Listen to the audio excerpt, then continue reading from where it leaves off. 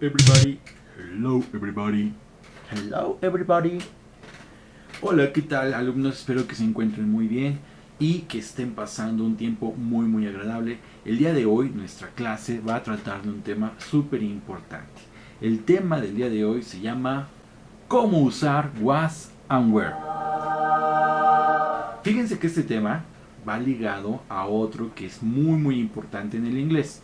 Es el famoso verbo to be.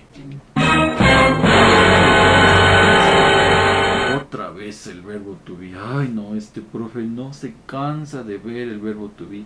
Ya sé, teacher, que el verbo to be significa ser o estar. Sí, evidentemente, el verbo to be significa ser o estar. Tenemos que recordar que el verbo to be en presente se va a ocupar de tres maneras. Sí, son tres maneras, ¿sale? La primera es el am. Repiten después de mí, am. Muy bien. La segunda es el is. Y la tercera es el are. Por lo tanto es am, is y el are. Estos se van a ocupar para distintas personas. Por ejemplo, el am se ocupa para el I am. Nunca en la vida, recuerden, van a ocupar I be. No. Siempre I am. Muy bien. Ahora, ¿cuándo ocupamos el is? El is lo vamos a ocupar cuando hablamos de las terceras personas. Las terceras personas, recuerden este tip, son muy payasitas, siempre tienen algo siempre que se le agrega aquí, que se le quita acá, que cambia la palabra. Pues bueno, las terceras personas son tres: he, she y el it. Y cuando ocupamos estas pronouns o estas personas, ocupamos el verbo to be, pero en su forma is. ¿Ok? Y por último, tenemos a las personas you, we y they. Ellos van a ocupar el verbo to be en su forma are. De esta manera sería you are, we are, they are. Tú eres o ustedes son, nosotros somos y ellos son. Muy bien. Ahora, pero aquí surge una pregunta. ¿Qué tiene que ver esto con el was y con el were? Pues bueno, como les acabo de decir, en presente simple se ocupan tres formas: am, is y are. Estas tres significan lo mismo, se refieren al verbo to be, ser o estar. Pero en pasado se van a ocupar solo dos formas, y esto lo hace más sencillo. La primera es was. Sí, was. La segunda se llama were. Was y were significan lo mismo. Es el verbo to be, pero ahora en tiempo pasado. Fíjense muy bien. ¿Cuándo vamos a ocupar el was? Primeramente, el was lo vamos a ocupar para el pronoun I. Nuevamente, el verbo to be en su forma pasada, was y were, lo vamos a ocupar dependiendo el sujeto del cual estemos hablando. En este caso, el primero es I was. ¿Ok? También el was se va a ocupar para las terceras personas, que es he, que es she y es it. De esta manera quedaría he was, she was o it was. Él era o él estaba. She was significa ella era o ella estaba. It was significa eso, hablando de algún objeto, algún animal, alguna idea. Eso era o eso estaba. ¿Ok?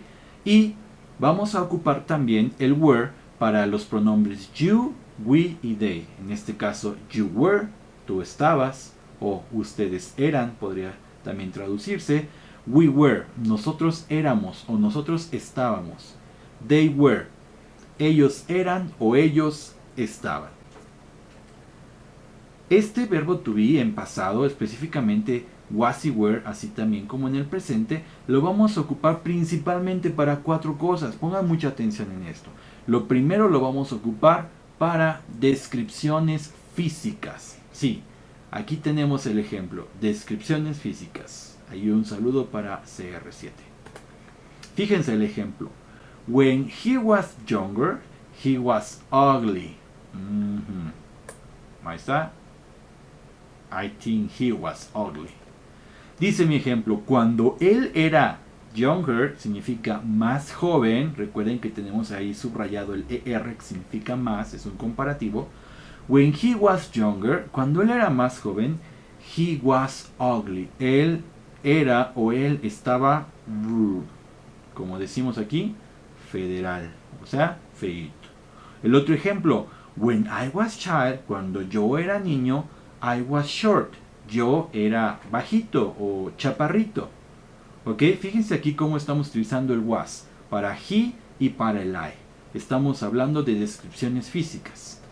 Ahora, también lo vamos a utilizar para estados de ánimo.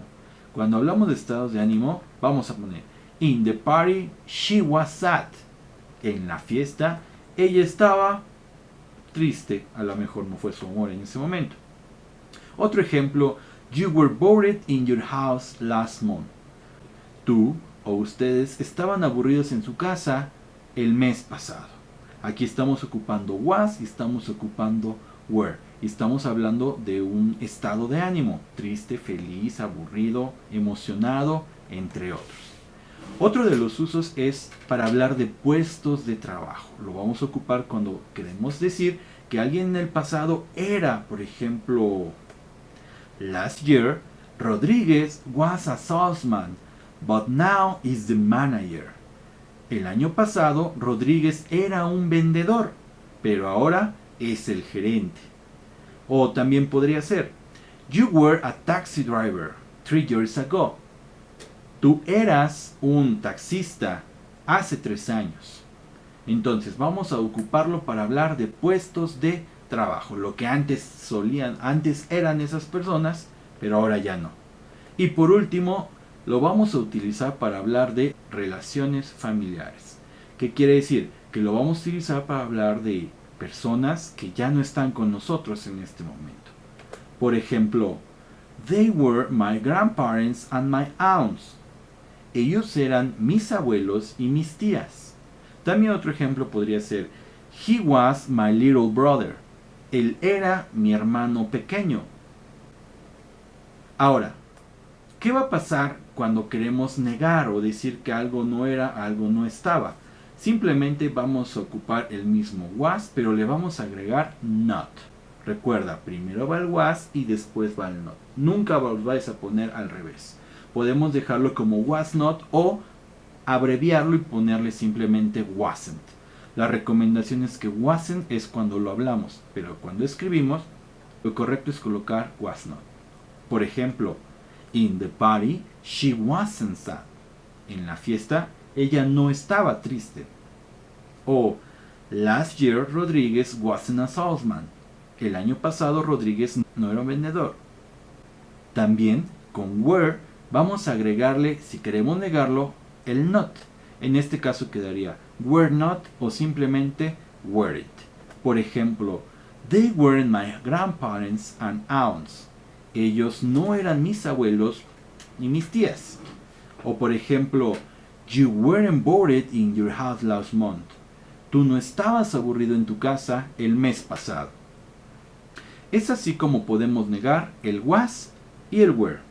Ahora, ¿qué pasa para hacer preguntas con was o con were? ¿Es complicado, teacher? Es sumamente sencillo. Vamos a ver un ejemplo. Yo tengo el enunciado he was ugly. Él era feo. Federal, para decirlo con cariño. Él era feo.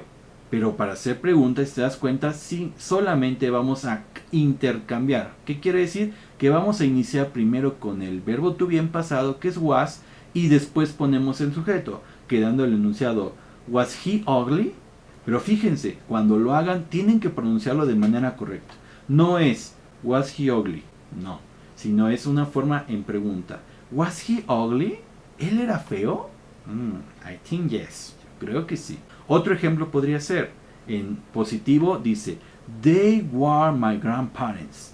Ellos eran mis abuelos. Pero si yo quiero preguntar diría, were they my grandparents? ¿Eran ellos mis abuelos? Fácil, ¿verdad? Muy bien, ya por último quiero darte un tip.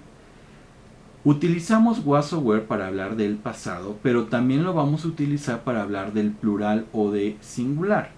Fíjate muy bien. Cuando quiero decir que una cosa estaba sucia, voy a ocupar el was. Por ejemplo, my car was dirty. Mi carro estaba sucio. Pero cuando voy a hablar de varios carros, de varias cosas, en lugar, aún a pesar de que sea una cosa, un objeto, un animal, voy a ocupar el were. ¿Por qué? Fíjate en el ejemplo. Those cars were dirty. Aquellos carros estaban sucios. ¿Te das cuenta de la diferencia? My car, uno solo. Y en el otro ejemplo, those cars, aquellos carros.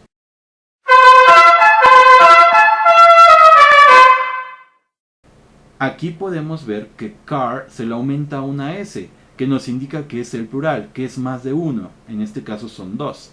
Aquellos carros. Nunca voy a poder colocar those cars was. Pon mucha atención en esto. A pesar de que es un objeto, puede ser un animal o puede ser una cosa, vamos a ocupar was o were dependiendo la cantidad de objetos, de cosas o de personas. Si es una, utilizamos was. Si son varios, utilizamos were. Bueno, espero que te haya servido mucho esta clase. Dios mediante, nos vemos en el próximo video y remember, keep calm and practice English. Bye my friends. Bye my friends. Bye my friends.